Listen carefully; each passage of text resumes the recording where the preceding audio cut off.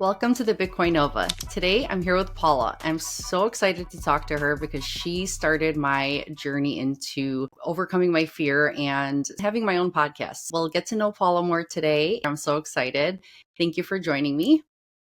I'm really excited to be here. You're doing great. Thank you. There's so many people in the Bitcoin world who have so much to say. So I really thank you for reaching out and actually talking to all different accounts. You've talked to so many people that we all know that are influential people in the space. And then you talk to just everyday Bitcoiners, which is inspiring because you realize how many people have so much to say and so many perspectives. So it's really nice to hear from all kinds of people. So thank you for being the person you are and for seeing us and for being part of our communities too. I want to find out about your background and everything and how you got into Bitcoin. But I also want to know about how you started your podcast journey and how you came across our group and all that. Yeah. I started the podcast about probably 2 years after I thought about it, at least 1 year after I thought about it, for the same reason you probably didn't start. It was because I didn't think I knew enough about Bitcoin. I didn't think that I had enough to say, but I did know that I could get people on my podcast to talk about some of the subjects that I'm not so good at. And the one thing that I knew that I would be able to do is ask questions and get people to talk about it. So, yeah, I started about 8 months ago because I wasn't that happy in my job. And I realized that time is our most valuable resource. A friend of mine had just passed away from a car accident. And I thought, yeah, I'm spending my time doing something I don't love. And what have I learned from Bitcoin? I've learned that time is our most valuable resource. I should have known that before. I did know that, but I wasn't living it. Because if time is really your most valuable resource, well, then you've got to live by those words. And it certainly is a journey. So I started the podcast. I started with my friends and people I knew just to see how it would go. I thought, as a woman in the space, there aren't a lot. That's the reason I really encouraged you too.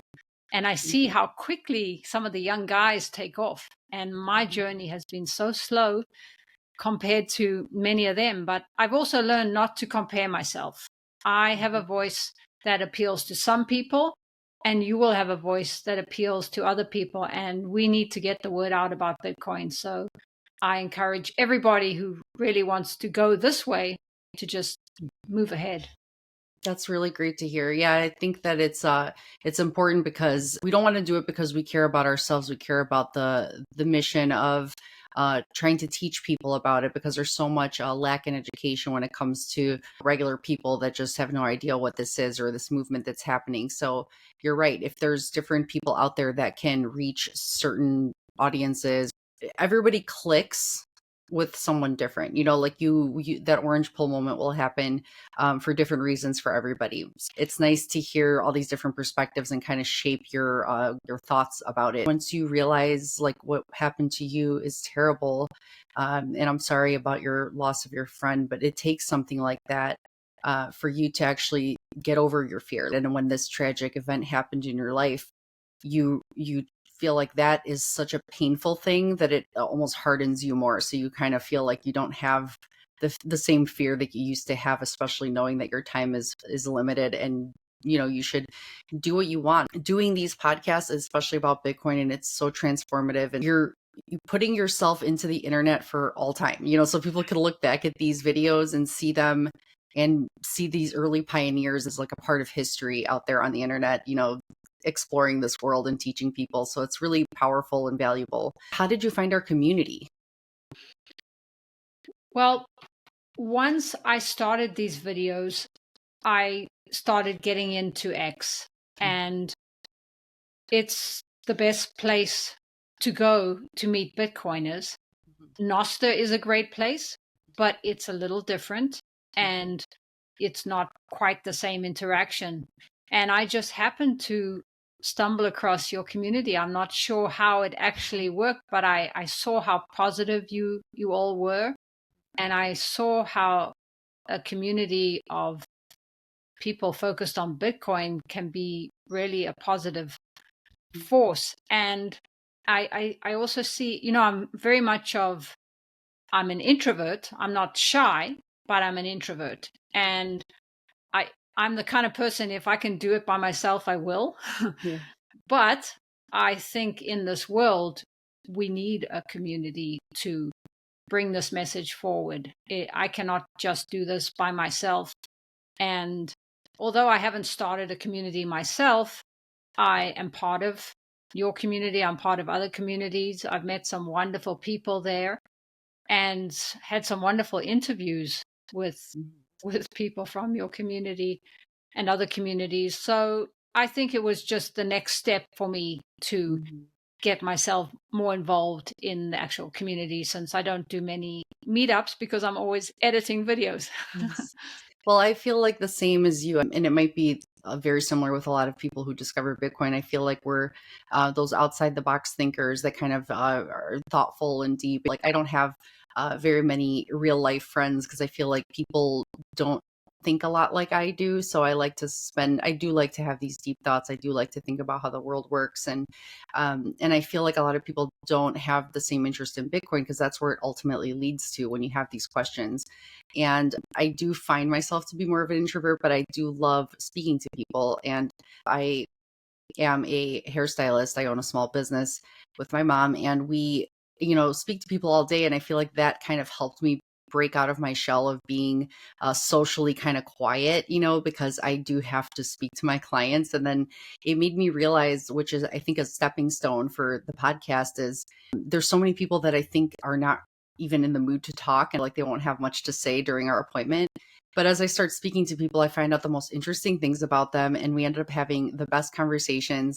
And they do love their hair when they leave, but they also, they look forward to coming back because we become like friends. They actually want to hear, we like to just discuss whatever it is, about their life. Like I become a bit of a therapist for people. And that kind of led me to, okay, even though after work, I don't just go out and try to make plans with friends and meet up with people that much. I'm glad my husband is that way because he has his group of friends and they're my friends. And, if it wasn't for him, I'd be a lot more introverted. By inviting me on, by joining our community, you created this ripple effect. That's what our network is. It's like everything's connected. You said there are people out there who don't resonate with the tech and the finance talk so much, and they do want to hear from a regular person to explain it to them in a regular way. Just have to say that I wasn't the original Pebble. Which one? No, I interviewed Jeff Booth, and he said yes to me when I had very few followers, just like I think he's done for you. Yes. And he said to me, you never know who you're going to touch. And I thought, yeah, I'm still, maybe with his podcast, I might touch a lot, but I didn't think that I could more than that. And then I went on Robin Sayers' show, and he said the same thing to me. Start a podcast. You have your own voice, and we need to reach more Bitcoiners. So that's the amazing community of Bitcoiners that we have. They Yes. are all encouraging. Not all, but Yeah. there are a lot of wonderful Bitcoiners that are trying to encourage us, because in order for Bitcoin to succeed, we need to show this truth to the world. And yes, we cannot force them. So what we're doing is just having podcasts where people are welcome to join if they want, and to hear many different backgrounds and many different people talk about their experience. And that's what I love about this. Different people will be attracted because of the different people we interview. Yeah, and I do agree with with Robin Sayer. He is doing great things because he wants to do, I think he does 2 videos a day, but he wants to have a new Bitcoiner every single day, at least, probably twice a day for every single day of the year. So he is really getting out there, really gaining perspective, really learning a lot from different people in the world. this community is different from other people. Like Bitcoin wins when everybody wins. We are built different. You know, we are not your typical group of people. And as far as Jeff Booth, oh my goodness. I mean, how did you feel? Well, I was on somebody's show yesterday and I wasn't going to share this, but when I saw him, I was so emotional I started crying. Did And you? I am not a crier. I am like brought up the British way. You don't cry. So, but I couldn't help it. And I had to say, I'm sorry, Jeff. And I had to go dry my eyes and come back. After that, I was good. Okay. Everybody, I've been much better. But that first like realization of, wow, I'm actually talking to Jeff Booth because he's had such a profound influence on my journey because he talks about Bitcoin like nobody else. Yes, yes. Oh Quite yeah, go hard ahead. to understand him Mhm. sometimes, but when you watch him enough times, you can get it. I've listened to so many of his podcasts and he is a legend to me. I've had his book for the longest time. I'm trying not to like freak out. These people are superstars to us. There are celebrities, you know, and I feel like even just hearing you say that is so special because to see that you had to go take a break and dry your eyes and come back and he's so, you know, kind in that way, to see that he was, you know, so good and patient and knew that this was a big deal to you. I was afraid of how I'm going to act. You know, will I be over emotional? Will I be able to be myself? I just have to think about them like they're just coming into my salon getting a haircut. That's what I'm thinking. I'm like, everyone's a human and everyone needs a haircut. So I'm just going to pretend they're a client. And that's my, my process right there. But I do have a feeling that it might just hit me like a ton of bricks, you know, when I speak to one of these people. So it's nice to hear that I'm not alone feeling that. Like, you're not just good. You're not just like ready. You know, it's like you never know how you're going to react, and it's okay. You know, so thank you for sharing that. And you can always edit. Yes, that's Yeah, true. I think the biggest thing is being prepared. And that is why it's not easy. It takes a lot of time to research and to learn what James Lavish, for example, knows because he's in on the deep side of macro. And yeah, and then coming from a Jeff Booth standpoint is another side because Jeff Booth is one of the only people who says that fiat and Bitcoin will not exist in the same Right. in the same world one day, Yes. and Mhm. that anything that we invest in the fiat world, for example, Tesla having Mhm. stock is supporting the fiat world. Mhm. And so I do listen to that. I'm not 100% on the Bitcoin standard myself yet, but it is Mhm. my goal because I know when Jeff Booth speaks, I hear truth. Mhm. And the reason that they are so nice, I think, is because they follow the Bitcoin principles. And Mhm. Bitcoin says, stay humble, stack sats. Right. It doesn't say get all big headed and trade Bitcoin and think you're better than everybody else. No, it says stay humble and stack sats. And because of we all know that we are connected, there is Mhm. a spiritual component to Bitcoin. So I don't want to be treating other people how I would not want to be treated. Right. So I think Bitcoiners know that, and there's something good about the Bitcoin community. And as you go down the rabbit hole with integrity and also with an open mind, you become a better person, not a worse one. You know, Jeff Booth, they do have this humble approach. You know, they don't, I feel like that's why his company is called Ego Death Capital. And you can't have an ego when you're into Bitcoin. It's just, it teaches you to drop that ego to understand it. And the spiritual side of Bitcoin is humongous for me because that's why you never stop learning. It's not just about what Bitcoin is, it's about how it's connected, what it's based off of, its principles, based off of, you know, physics, laws of the universe. And it just, you know, you just start to think about all these different tangents that Bitcoin touches. It does help you have this sort of awakening. That's why it feels spiritual. And because we feel like we're all connected, we are all in this network that is protecting itself from, attacks. We feel that way, defensive about others in our community. And we do feel like we do it with an open heart and to teach others about it. So that's why we want to spread awareness, because we realize how great this world of people is. And the rest of the world walks around feeling sad, like a dark cloud hanging over them. And even though we're living in the same world right now, we can see that we've exited, we've taken a step out of that, and we have the sunshine over us. And we're like, we want you to be there too, to live with worry instead of with hope. We don't want to see people we care about live that way. The spiritual side of it is really, so much you can dive into. But I love that you held a space about that recently. I'd like to keep that going, and yesterday I spoke to somebody from the community. He wasn't on the space, and he said that Bitcoin gave him the courage to speak out. Before that, he was very much an introvert, but Bitcoin gave him the courage to speak out because he wanted to bring this message to others. And then I also spoke to somebody, the podcast I released today was with Mark van der Versendaal, and he's a Dutch guy, and he has his own podcast in Dutch, and he sold his home, everything he owned, with his wife and kids, and travels the world on the Bitcoin standard.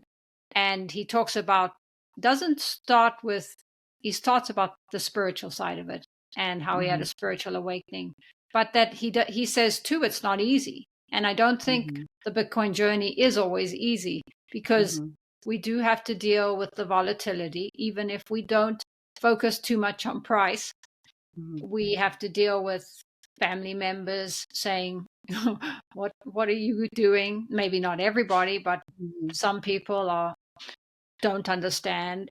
And yeah, there are some lessons in the Bitcoin space too. Having patience, that's one thing that Bitcoin has taught me too, to have patience, because yeah, it would be nice to be completely on the Bitcoin standard, but not everybody is at that point financially, and I'm not there either. That's what it is about, why it's spiritual, and it is hard to come to this conclusion. You have these material things in your life that you realize when you discover Bitcoin, things that you thought you cared about before, filling some kind of void. But when you realize that what makes you feel happy isn't material things, it's having hope for your future and knowing that it's going to get better, and you're not going to work till you're 75 years old if you just save in Bitcoin, spending time with people you love, and seeing the world, doing things you enjoy. But it's not about stuff. We think about whether we're going to buy a new car or buy Bitcoin, but I also have to live for today. So I do travel.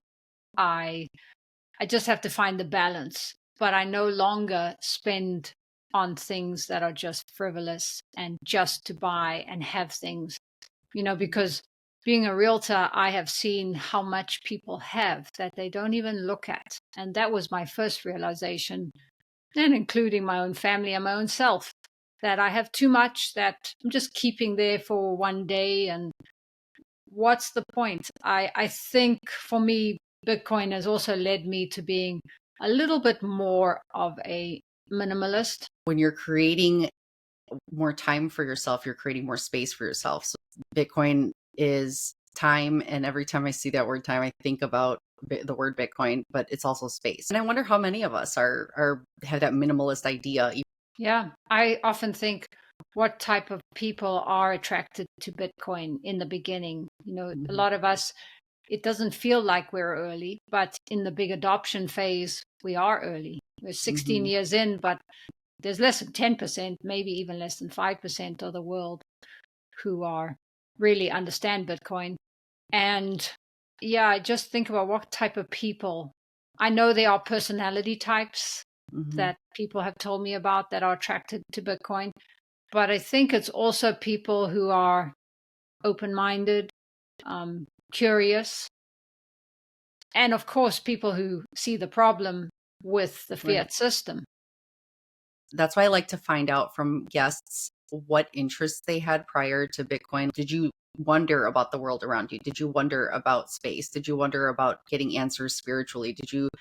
Are you curious about finding answers? I think I spoke about this with Jeeves actually. You have these questions, you have this hunger for truth, and I think that the more questions you ask about the world around you, you always have more questions. Like you really don't get to like this finite answer. Even if you get to the Big Bang, how the universe like came into existence, what was before that? Nobody knows. Nobody knows what's in a black hole. Like the more that's discovered, the more you wonder about what's the next thing that I'm going to ask now, because you can't find the root. The more they find out about the universe, the more it points to the presence of God. And then when you discover Bitcoin, you have these curiosities about money and why life is so hard. When you start to dive deep into what money really is, if anyone asks that question and you really start to understand what money is, you realize that your time is being stolen from you with inflation.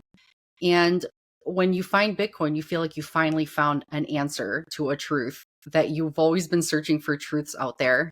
And this is one truth that you finally get to, that you're like, this is an answer to this problem or to this question. Why am I working so hard every day? Why are things getting more difficult?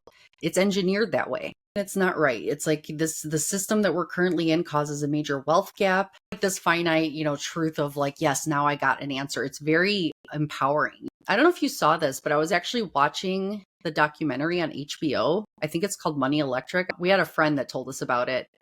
He was saying it was really good. So my husband brought it up last night. He's like, we should watch this. But it was amazing. And it talked about Satoshi and what he went through and what was going on during the times of his emails and when he disappeared. Watching this documentary, I noticed that Samson Mao was talking. And Samson Mao is the advisor to President Bukele of El Salvador.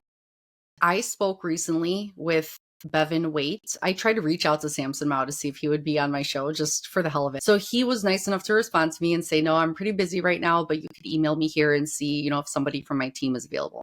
So Bevan Waite responded and he said, if you'd like, I could be on your show. So I had a conversation with him and I didn't know much about him. I tried researching and I found out that he was a filmmaker and now he's the director of marketing for Jane 3 for Samson Mao's company. You never know who you're going to have on your show. It's just pretty amazing. And then when I was watching the documentary yesterday, I realized that not only is Samson Mao Bevan's boss, he works for his company. I didn't realize that Adam Back is Samson's boss. So I realized that from the documentary. So Adam Back is a legend. He created Hashcash. He was a puzzle piece in the creation of Bitcoin. So Satoshi used parts of Hashcash or I don't know what he used, but he used parts of Adam Back's cryptography to create Bitcoin. And so Adam Back was in the original emails with Satoshi. He's the creator, the CEO or whatever of Blockstream. So the Bitcoin blockchain is broadcast to space through Blockstream. So the connection there just blew my mind last night. So I spoke with Bevan Waite, whose boss is Samson Mao, whose boss is Adam Back.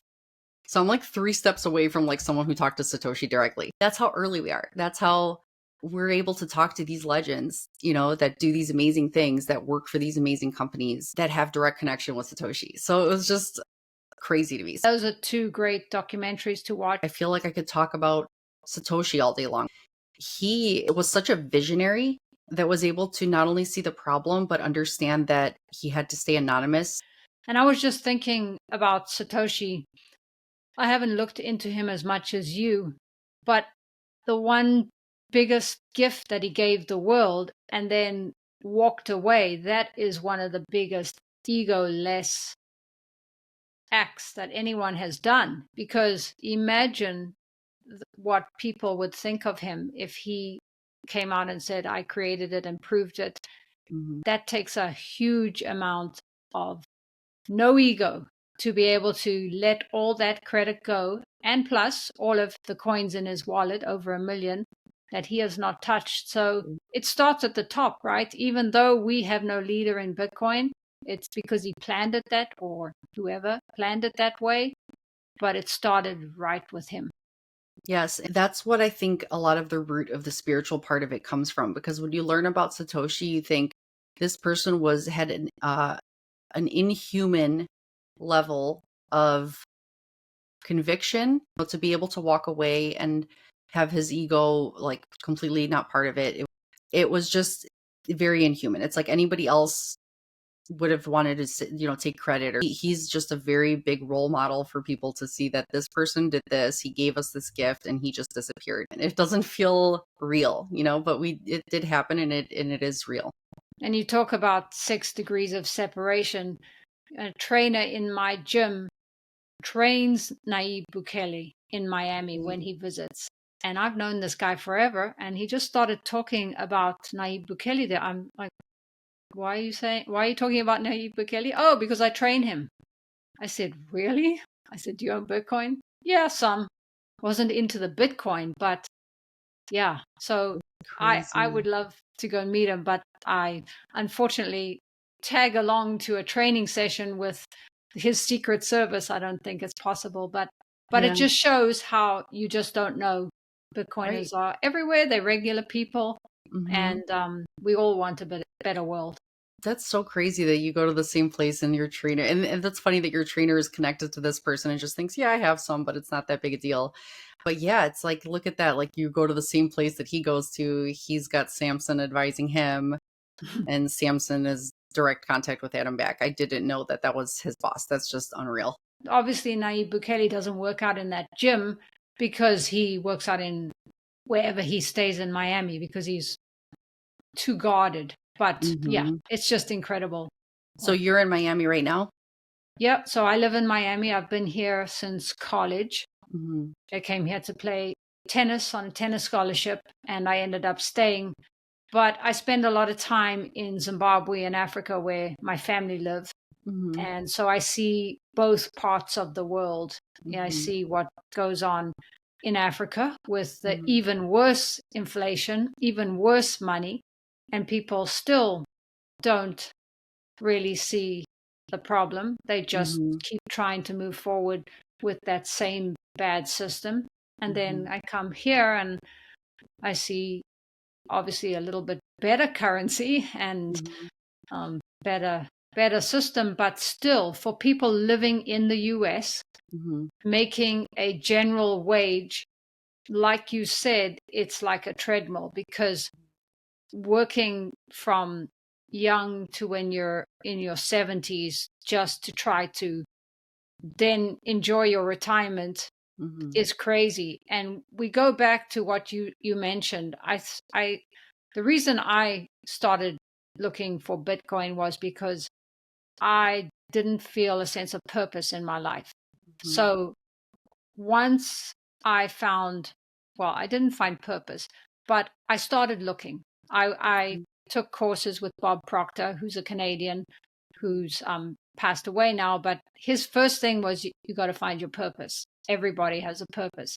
And I can see now that we have different purposes at different stages of our lives. So then number 2, once you find purpose, then it's important to take care of your financial side and your spiritual side.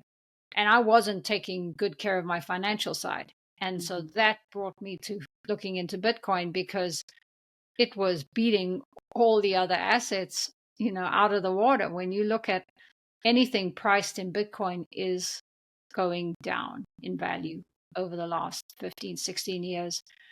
And it's our belief that that's going to continue because printing is going to continue.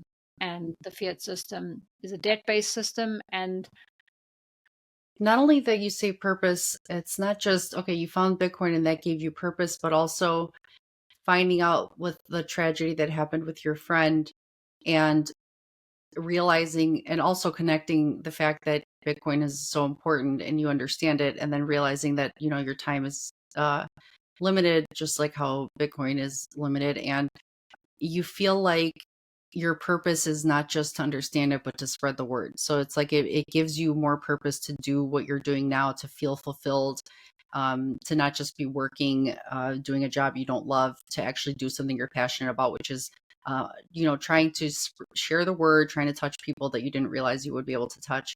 And it gives you this great feeling, and you feel just happy to learn about others and share it. That's how I feel. That's how I feel about doing what I'm doing right now. until you reached out to me, I felt like it was not even something I even dreamt that I would ever do. I feel like I'm living in a split reality. Since I feel like the community creation happened, that was like a split in my reality. Then when you found me, I feel like I had another split. Like it was like my trajectory would have been. Plus, if I never found Bitcoin, I feel like I would have stayed on the same path. But every time something like this happens, it creates this new road, that you never even saw was there. I'm grateful. I'm very grateful for the support. I'm grateful for you for finding people, like for looking out and looking for people, for somebody who didn't feel like you were very much of a social person. You felt a little bit of an introvert, and then you go and find people and actually get out there and speak to them. I'm so amazed by you. I feel like you are just such an inspiration. And even to have reached out for Jeff Booth when you did, Do you think this has become more of your purpose than? yeah, I Than really do. I feel like I love my job because, even if I ever could do this full time, which would be my dream, I love my job. So I feel like I would just maybe cut down and do it just part time because I do love making people feel good. You see their energy shift. When you make them feel like it's not a vanity thing. You actually just feel like, oh, wow, I was taken care of. Now I can go on and have a better day. Plus, we talk about so many good things. Plus, I can orange pill regular people. So I feel like it's just like a good way to get to know people and talk to them. And it's like, it kind of makes me I appreciate my job because I have flexibility in it. Um, and I work with my mom. So, I feel like working with my mom, it's like hard for me to give that side of my life up. I cannot believe how it took this turn, and I do feel like this is something that I was meant to do. I actually, especially seeing the support from people. It's not like going out there like starting a YouTube page out of nowhere, which is I'm sure how probably most people do it. But just having this community backing when I began the page is just it makes me feel like I have support and it gives me more energy to keep going. So I feel like it's harder when you don't have that backing of people that have the interest that you have when you start a podcast or a YouTube channel. But you have to be even more convicted to keep going when you don't have people that even know about your channel yet. So I'm just grateful that I have, people to start off with that are actually giving me, you know, like they're giving me good criticism, good, praise. And I just feel like it makes me feel like, wow, I am doing the right thing. I feel like it encourages me to keep going and keep working hard because I enjoy the work. It's very fun. It doesn't feel like work at all. So I love the editing. I love speaking with everybody. But it gives you this purpose to feel like you're doing something to share with people who don't understand. And I love to be able to do that. You're right. It's that ripple effect, right? Hmm. And you having the community behind you definitely helps starting a channel. I can see that. Hmm. I didn't have the community, so it's been a long, slow journey, but I'm starting to build. And yeah, there's a different community on YouTube too. Hmm. And then there's the X community. And, I think you were also really good at videos already. You were making videos for X, and you Hmm. obviously are good at that. And you're good at thumbnails. I can see that. And that helps. I'm still learning that stuff. Hmm. And you can pay people to do that. But as you know, when you first start this, it takes time to Hmm. make any money. Well, that's the thing. Sometimes you don't know that the things you do in your life, they lead to other things. Because for me, I was starting off editing just for fun. I used to, during COVID, me and my husband were not able to go out very much and stuff. We have kids at home. So our kids kind of got us into playing video games, so we started playing these video games that we got really into. So me and my husband just really had a fun time together. We would, just laugh and play, and we would just have a really great time. So sometimes, and I think my husband's hilarious. He cracks me up all the time, and he makes fun of me all the time in like a playful way. And I think it's just so like his jokes are just too much. So I like to clip little moments of our games, and I would just edit them just so I could save them as like a journal for myself. And I used to try to like have a TikTok channel for it, but I feel like it's so hard in like the gaming world to get any sort of traction. But it was just fun for me. It was fun to post and share those moments.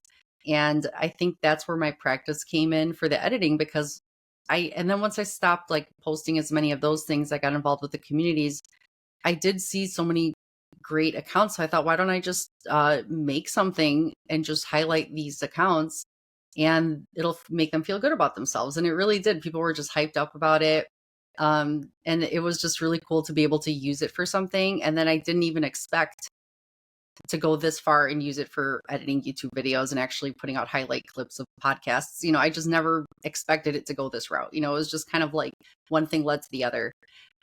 So yeah, I am grateful for the experience I had for those couple years, just having fun with it. And it's like a lot of the stuff in my life, I feel like I'm self-taught when it comes to, um, the editing and the learning about Bitcoin and learning about finance. Like I feel like all this stuff was just deep dives of my own. So but yeah, it's cool. But yeah, if it's once you get started, it's not that hard. It's like you just have to use like the good apps, like I like PixArt for creating thumbnails. I just like to, because you could remove backgrounds, you could take a photo of somebody, remove background, paste it in there, it's like add some text, so it's like it's really cool. And with AI, I love AI because you can ask Grok or ChatGPT to create an image for you with whatever kind of image you want. It could say Bitcoin and, cyberspace. I don't know, something. And then just take that photo and add some people to it. Like it's just, it can be, those parts can be done more easily. The editing is still a little bit of a learning curve, but not hard. I love CapCut. That's like what I use for all that stuff. It is different in this space. I don't think a lot of people are doing a lot of that like fun graphics and whatever I'm doing. So I feel like it might make people happy to just see some fun clips. Yeah, that could be your thing. Yeah. So I wanted to also just to know a little bit more about you personally. It's like I saw that you played tennis and you mentioned you played tennis. Do you still play it? No, I don't play tennis. I told somebody on another podcast that I'm very competitive. Mm-hmm. And because I have a regular fiat job, I work in real estate, Mm-hmm. and doing the video, as you know, takes a lot of time. So playing tennis poorly once a week wouldn't do it for me. I have learned in life that it is okay to do things even if I don't do them perfectly. Mm-hmm. Because clearly I started this channel with being clueless about editing and all that stuff, but I was still willing to do it because I just love Bitcoin so much. And Right. that's kind of how I am. I was very focused on tennis for the first part of my life. Then I got into health and fitness. And although I still care a lot about health and fitness, I got tired of doing it as a profession. Mm-hmm. I then switched to real estate, which was never the love of my life, but I felt I needed to make more money because I realized as I'm getting older, I wasn't earning enough or saving enough. And I was on that treadmill looking maybe, yeah. And then I found Bitcoin. And that just tends to be me. I tend to get very obsessed with one thing. Me too. My husband says that all the time about me. He's like, "Oh, what's your next obsession?" I'm like, "Well, now I think I found it. I found my obsession that I'm sticking to." So, Maybe that's Bitcoiners. Maybe we are obsessed kind of people. And then when we find something that has so many wonderful qualities that solves so many problems, it's a good thing to be obsessed with. But yeah, I still need balance in my life. yeah, right. No, it's true. It's like I feel like, but I think Bitcoin also teaches you become obsessed, you find Bitcoin, and then you find the balance. So I feel like because Bitcoin teaches you the patience, it teaches you not to be obsessed about like shopping and spending money and certain other things you used to be obsessed with. We find different things that we're obsessed with throughout our time here. And then you find Bitcoin, which actually gives you this answer to a question that now feels like you don't have to keep searching, because it literally feels like, even though we still want to learn about the world around us and we still have curiosities, like we feel like we just get to this point where we find the truth and we don't have to obsess over things that we thought were important before. So it's just kind of like that all roads lead to Bitcoin type of idea. So it's just cool to see what people were obsessed with prior to Bitcoin. And now that they have found Bitcoin, are you still obsessing over a million other things? or is Bitcoin your new obsession? I think a lot of us, sometimes I wonder how many, I tried to do a poll one time to see how many Bitcoiners are like a little bit ADD, because I find myself to be ADD, but I think that's also can be an obsessive quality because you either are distracted a lot or you hyper focus on something. And I feel like that's how I am about a lot of things. And I think a lot of people who have ADD are a little bit have an more open mind, a more creative mind, so you can see things that maybe people don't think about, so I wondered how many people, even if they know they have it or not, like, do you see qualities of ADD in yourself that maybe led you to Bitcoin? So maybe it's a gift. That's funny. I never thought I had ADD. One of my best friends, I always notice in him, I'm like, Hmm. yeah, he definitely has ADD. But when you see it in somebody else, maybe I have it too. And now that you say it, maybe I do. And I tend to go hyper focused into Bitcoin. But Hmm. yeah, now that you mention it, maybe I do. I Yeah, want to do like 10 things at once. right. And that's a bit ADD. Isn't that funny? Because you see it, because you don't sometimes see it on yourself, you see it in other people, and you don't realize that you may have these qualities. You've never been diagnosed with it. It's never been an issue for you, like learning or in school or any kind of thing like that. I also appreciate the road that I took, and I appreciate where I am at now, because I think that because of the way of thinking, you end up finding Bitcoin, and you don't take that traditional route that maybe some people take. That looking at yourself, it's just an interesting kind of like looking in the mirror, sort of like, are you one of those people too? Like, do you maybe have it and not know it? It's just the creative mindset. Yeah, something to think about. Yeah. I do find that, yeah, as I continue to go down the Bitcoin rabbit hole, I am I am willing to keep an open mind and discover new things about myself. And one thing I like I mentioned with my show, I didn't think that certain people would watch, or I don't know what I thought. I Mhm. just put it out there, but I have been told by many people that they really appreciated that I did it, and people that I wouldn't expect to watch, like Mhm. the guy I interviewed yesterday. His Mhm. name's Alpha, and Mhm. he Oh, said, "Yeah, great. I watch your show." I'm like, "Wow!" I'm like, "Cool." I Yeah, you just don't know. You just don't Yeah. know, and I hope, yeah, He's a great account. I've heard him say so much, yeah. like, about the spirituality of Bitcoin, and I think he's held some really interesting spaces, and I can't wait to see that conversation with him. If it's posted yet, I'm not sure if it is, but I want to definitely check it out. You do have a really great way of making people feel comfortable and speaking their mind. You made me feel like it was so easy to talk to you, and you're very patient. You're just a great host. So I think because you are that way, you make people feel like, okay, that wasn't scary. Like, that wasn't, like what I thought it was going to be. And you talked to me ahead of time about even what topics, I would like to discuss. So I was like somewhat, because I was like, what am I going to say? I wanted to have, I didn't know what you were going to ask me, but you really make people feel like they can do this. I love watching your show. I love your guests. You find amazing people. So that's a really good gift of yours, is looking out and finding interesting people to talk to and having the courage to do it in the first place and making people feel like they can do it. So we're grateful for you. You're a huge part of the community, and thank you so much. Thank you for having me. I think you have the same gifts. I think you make people feel very comfortable, and I think you're going to go far. So thank you for having me on. Thank you, Paula. You are such a shining light on this community. Keep doing what you're doing. Keep finding interesting people and sharing their story. And I love that you joined me for mine too. Thank you. All roads lead to Bitcoin. Yes, take care.